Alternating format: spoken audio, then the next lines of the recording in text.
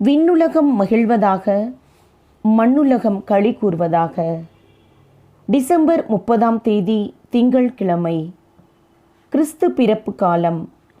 சாபினுஸ் மற்றும் அவர் தோழர்கள் மறைசாட்சியர் விழா. மறையுரை சிந்தனை. உலகம் சார்ந்த வாழ்வும் கிறிஸ்தவ ஆன்மீகம் சார்ந்த வாழ்வும் இருவேறு துருவங்கள் போன்றது. நாம் உலகில் வாழ படைக்கப்பட்டுள்ளோம். ஆனால் உலகப்போக்கான வாழ்க்கையை நடத்துவதற்கல்ல. உலகின் போக்கில் நாம் வாழும்போது கடவுளின் திருவுளத்தை மறந்து அவருடைய உறவை இழந்து தவிக்கின்றோம். இதையே இன்றைய முதல் வாசகம் தந்தை பிள்ளை உருவகத்தோடு ஒப்பிட்டு நமக்கு அறிவுரையாக உணர்த்துகிறது.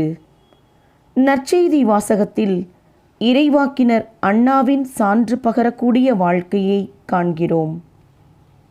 அவர் அன்றாடம் கடவுளின் மகனை காண தனது தவ வாழ்வால் ஆயத்தம் செய்து உலகின் பார்வையில் மாறுபட்டவராக திகழ்ந்தார். கடவுளின் திருவுளம் இயேசுவை கண்டறிதல் வழியாக அவர் வாழ்வில் நிறைவேறியது. ஆகவே நம்மையும் இறைவனின் பால் இணைத்து கொள்ள உலகம் சார்ந்தவைகளில் நாட்டம் கொள்ளாதிருப்பது மிகவும் அவசியம் என்பதை உணர்ந்து வாழ்வோம்.